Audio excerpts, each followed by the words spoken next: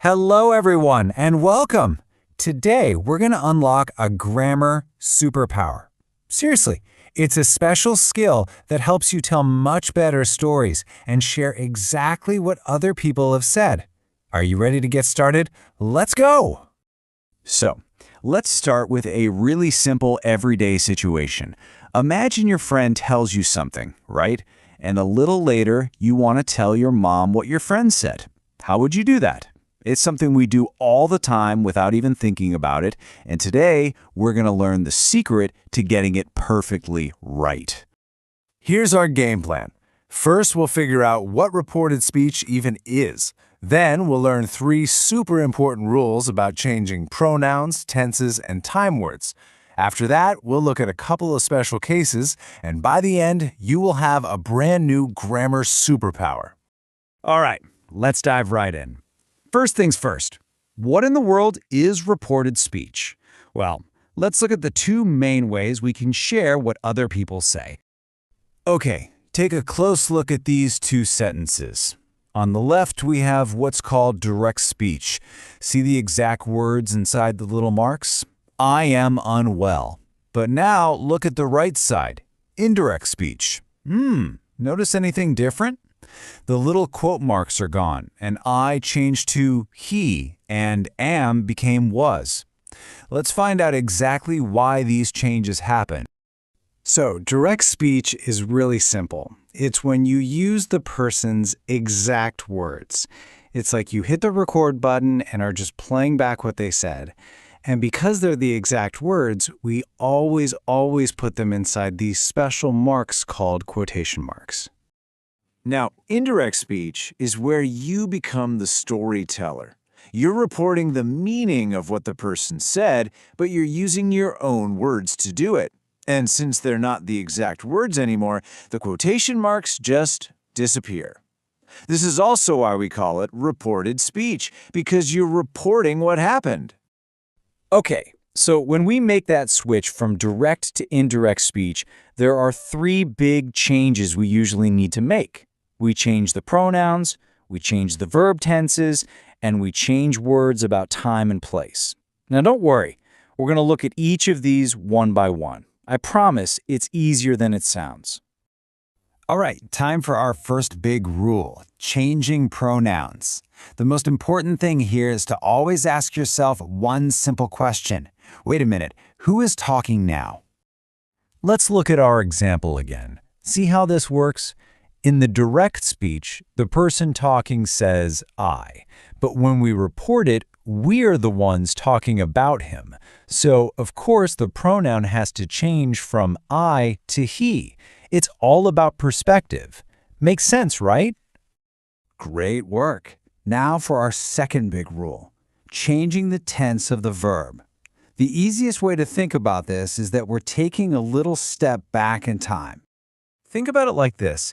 The speaking already happened in the past. He said it. It's done. So the action he was talking about also needs to move into the past. We just take the verb and give it one little push backwards in time. Here's a perfect example. In the direct quote, the verb is stands. That's simple present. It's happening now. But when we report what the principal said, we take one step back in time, and stands becomes stood. Simple past. See? It's just a logical little hop into the past. But wait, my dear students, you have to remember this very special case. If something is always true, like a scientific fact or a universal truth, the tense stays in the present. The sun rises in the east. It did yesterday, it is today, and it will tomorrow. It's a fact. So for things like that, the tense doesn't change. And we're on to our third and final main rule. This one is all about time and place words. I like to think of it as moving from here and now to there and then. This is a really easy way to remember what to do. Since we're reporting from a different time and probably a different place, words that show you're close, like now and here, have to change to words that show you're farther away, like then and there. Nearness becomes distance. This table is your secret weapon. It's like a cheat sheet. It shows all the common words that shift from near to distant.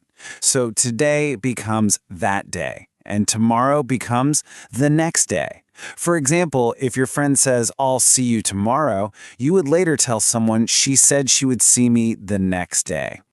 You guys have totally mastered the main rules.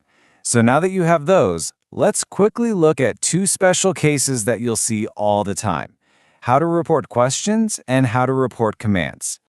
Turning a question into reported speech is super easy if you just follow these three little steps.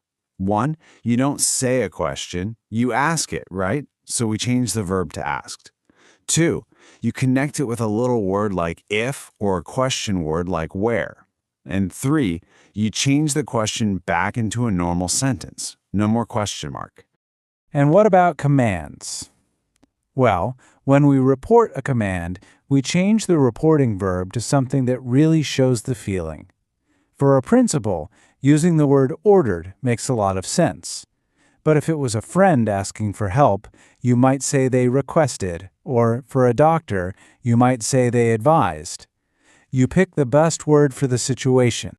Wow, we have covered so much ground together, and you have done an amazing job. So let's do one quick, powerful recap to make sure your new superpower is fully charged. Okay, here's your final checklist. First, always remember to change the pronouns to match who's talking. Second, shift those tenses one step back into the past. Third, change time and place words from near to distant. And last, remember to use special verbs like asked for questions and ordered or requested for commands. You got this. You've done a fantastic job. You now have a genuine superpower to communicate clearly and to tell amazing stories about everything you see and hear. So, go on, practice it. What's the first thing someone told you today that you can now share with someone else? Go be a great storyteller.